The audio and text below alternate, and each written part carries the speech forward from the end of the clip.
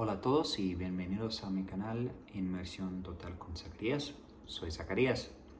Hello everyone, Zach here again, and today I want to talk a little bit about some thoughts I'm having and some tension I have between consuming easy content or intermediate content. Maybe it's adapted for learners, maybe it's just very simple based on the context or what have you, and difficult content, that native level, real life Spanish content or whatever language you're trying to learn through comprehensible input. There's definitely a balance, and it's definitely a challenge to figure out what we should spend our time on. Should we spend our time consuming content where we understand 90+% of everything that's happening? I think of course the research from Stephen Krashen, that I+1, that this content is interesting, it's engaging, and I'm understanding most of it, so that the places where I don't understand, it's easier for me to fill in that gap because I have most of the context for what's going on. And I really think that's the sweet spot, for sure. But I think it can be a little boring depending on where you're at, how many hours you've logged, and so that's when you kind of, especially when you start. I think a lot of people talk about once you get around where I am, around that 300-hour mark, depending on your level of comprehension, you can start to get into some podcasts. You can get into some native YouTube videos, or Netflix, even, depending on the content and how difficult it is. And so for me, recently, I've just kind of ripped off the Band-Aid. I watch native content. I watch, Breaking Bad dubbed. I watch, and that's a show that I absolutely love. It's one of my favorite shows ever. I know what's going on, so my comprehension is a lot higher because I have the context. But I mean, gosh, I watch a lot of YouTube. Mr. Salas on YouTube, he speaks extremely fast, but he talks all about comprehensible input and how to learn languages with comprehensible input. And so, that subject, I have a lot of that vocabulary because I think for most of us that are trying to learn a language, in the very beginning, we get obsessed with just the theory of language learning in general, comprehensible input, does it work, blah, blah, blah, blah. There's a lot of justification that we do. We need to convince ourselves that this is going to work. And so sometimes we spend, especially I definitely remember in the very beginning, I would find it very challenging. I would watch videos in English about learning languages versus immersing, and that was really hard. And that's just because we haven't immersed enough and we don't understand the language enough. But once we hit that point to where we start becoming more interested in the content than language learning itself, that's the sweet spot. And that's when you really start clocking more and more and more hours, because it's like, I can actually enjoy this. I don't have to worry about missing out on watching things that I enjoy, because I can watch things that I enjoy in the language that I'm learning. That's like the goal for all of us, and it's like a snowball. Once we build up that momentum, the growth in the comprehension and the hours that we log grows exponentially. And so I've just ripped the Band-Aid off. Like I said, I'm watching Love is Blind Mexico right now. And man, it's really clear. They speak very clearly. I use the subtitles because I feel like I miss a lot if I don't use the subtitles. And I don't use subtitles for hardly anything that I watch, but when I'm at home and I have the time, I will throw subtitles on, and it just skyrockets my comprehension, and I'm learning all kinds of new words, learning lots of new Mexican slang, which is really, really helpful. And so that's what I do. Right now, I'm kind of listening to Dreaming Spanish is probably the least, or the lowest, as far as what I listen to the most, but I still listen to some Dreaming Spanish every day. And like I said, I was really scared of difficult content that I only understood 60 or 70% of. But now I've realized there's nothing to be afraid of. So now I'll watch advanced videos in Dreaming Spanish. And I feel like advanced videos in Dreaming Spanish are like the perfect test to kind of show you like, oh, I can handle more difficult content. There's something about it. Like there's something about, I've been avoiding them for so long, especially because of the roadmap and everything. You know, don't watch advanced until you hit X amount of hours or whatever.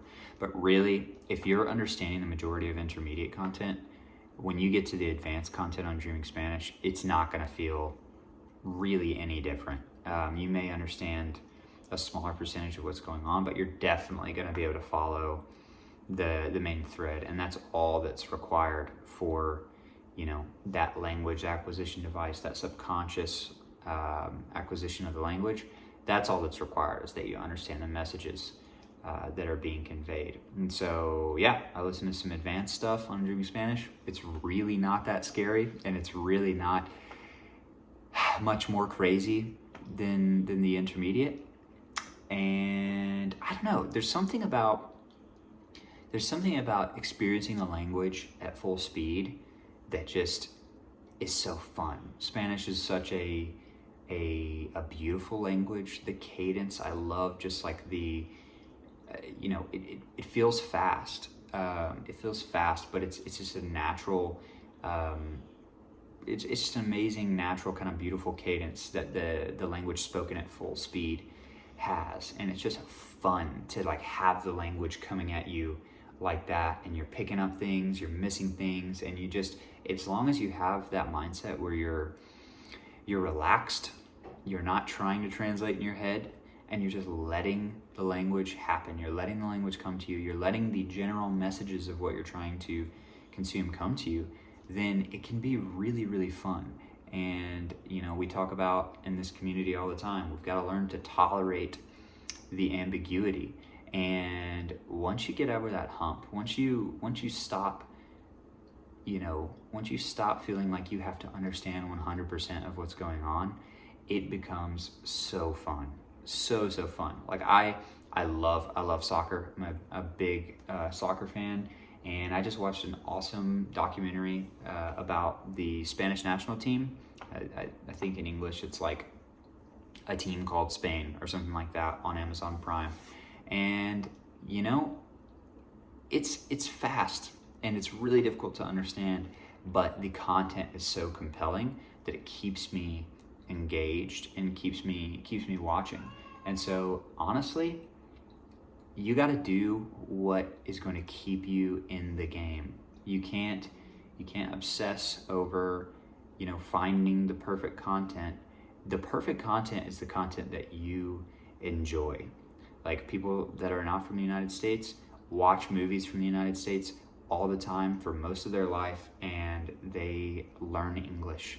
And it's because, oh, I don't know exactly what's going on, but I know that Denzel Washington is, you know, it's awesome when he kills all these bad guys, or whatever you're like, you know, the thing that you love is this movie's hilarious because of, you know, what I do understand, or this, you know, this love story is really sweet. I don't understand everything they're saying, but I do feel the emotions that are being portrayed in the movie. And so if you can get that connection emotionally, just like a baby does, you know, a baby, you know, they take that information that's relevant to them, that matters to them, and they take it to heart. You want to take the language to heart. You want to watch things that mean things to you, that motivate you, that inspire you. So whatever that is for you, watch that stuff. Of course, you're going to have to get to a level where it's not just complete and total gibberish. That wouldn't be fun for anybody.